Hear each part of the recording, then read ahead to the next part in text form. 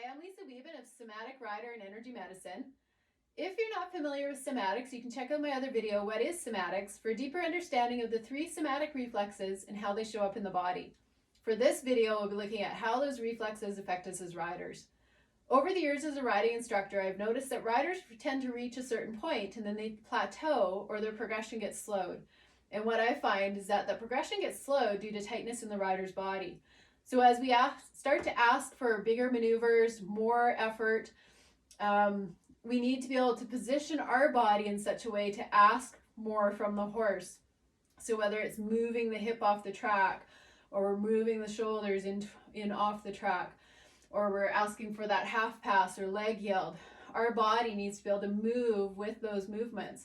If there's any tightness in the body at all, it makes it way more difficult for the rider to position themselves to ask the horse for the maneuver and to follow the horse's movement as well as the horse gets stronger and progresses forward.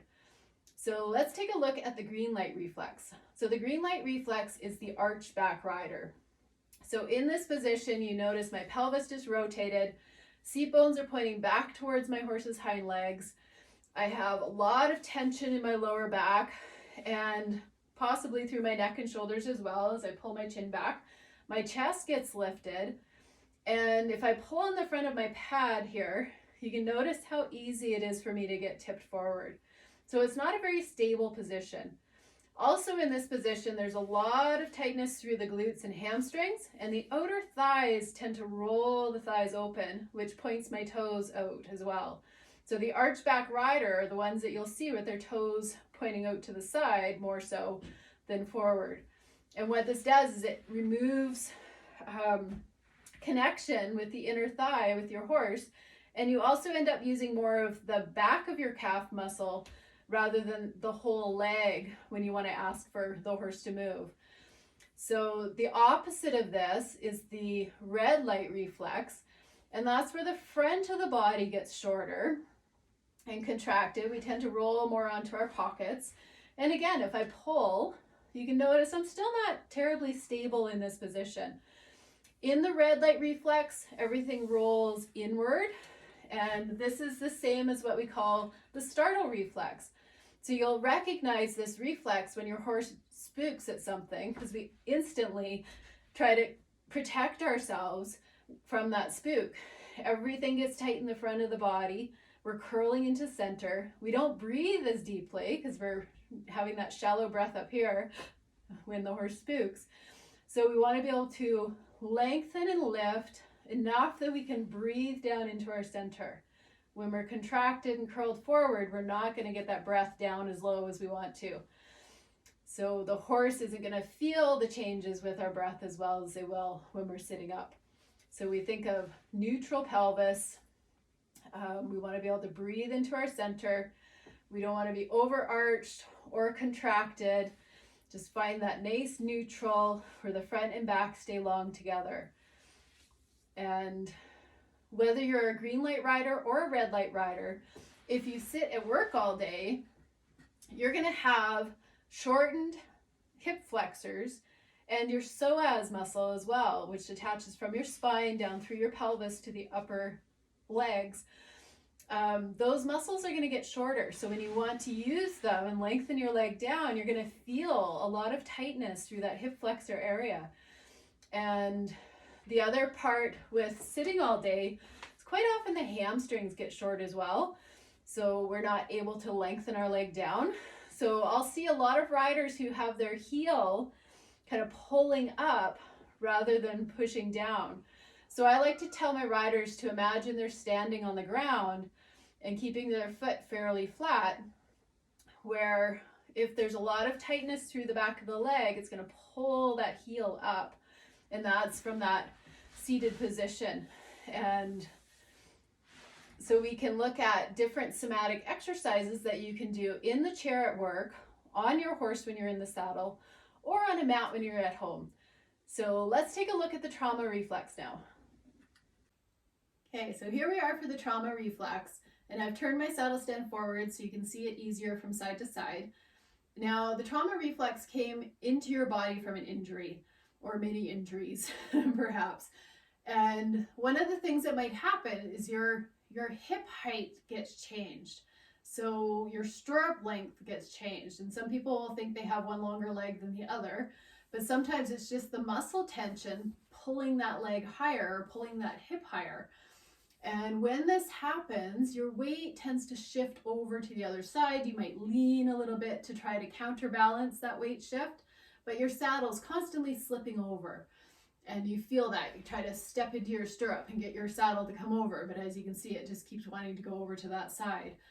Another thing that might happen with this reflex is as the hip comes up, the shoulder gets drawn down because there's so much tension, so much tightness on the one side of your body.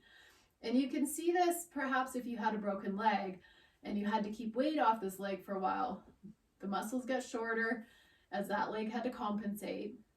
So then with that compensation, there's probably some tightness over in this hip because it had to keep so much weight on it for so long while you healed that leg. So when you're moving forward with your horse, one hip might move better than the other. So when you ask your horse for a lope depart, perhaps, one side feels really easy for you and your horse, and the other side feels more difficult. Things don't flow as freely as they could. So there's going to be different imbalances like that. If your horse has issues picking up one lead, it could be coming from your body and not just your horse's imbalance. And of course, we always look at the horse's imbalances as well. But for today, we're looking at how things show up in our bodies. So another piece that might happen, so maybe your hips are staying level and your stirrup length is staying level. I'm trying to shift my saddle stand here. But your shoulder level is unbalanced, so they tip a little bit to one side. So again, it's that tightness in the side of the body. There might be that rotation again. And even this can show up as you're riding your horse. So if you're trying to do maneuvers like your shoulder in or your haunches in, and you have to have that rotation through your center in order to allow the leg to move, it's going to be harder on one side than it is on the other. And once again, quite often we see the horse struggling on one side and think it's all about the horse and we need to get their bodies fixed, but it could be coming from us as well. So we want to look at what's happening in our body. Can we rotate evenly in each direction?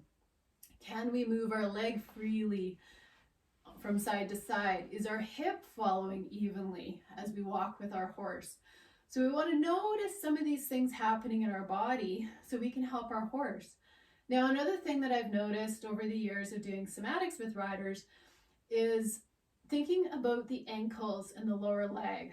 So if we have, I know so many people have had sprained ankles, twisted ankles, broken ankles, and that tightness really locks those ankles in place sometimes. So when the horse is moving, we should be able to feel a little bit of a shock absorption through our ankle joints. And that shock absorption is going to move up through our knees and right up into our hips in the center of our body. But if there's something that's locked, especially more so on one side, so if we've only broken one ankle and there's a lot of tension to move that ankle, it's going to show up in that side of the body. So when I can release tension through the ankles and the feet, perhaps, I've noticed big changes through the rider's hips and the center of their body as well, and just freeing up that motion from working with the lower limbs. So there's a few ways that trauma can show up for the rider, and see if you notice yourself in any of these scenarios, from the green light to the red light to the trauma, and start to pay attention to how your horse is moving underneath you and how you're able to follow your horse. So if you'd like to learn more, you can contact me. We can set up some online sessions or in-person sessions, whatever works for you. And I hope you find more freedom to ride. So freedom to move, freedom to ride. Enjoy.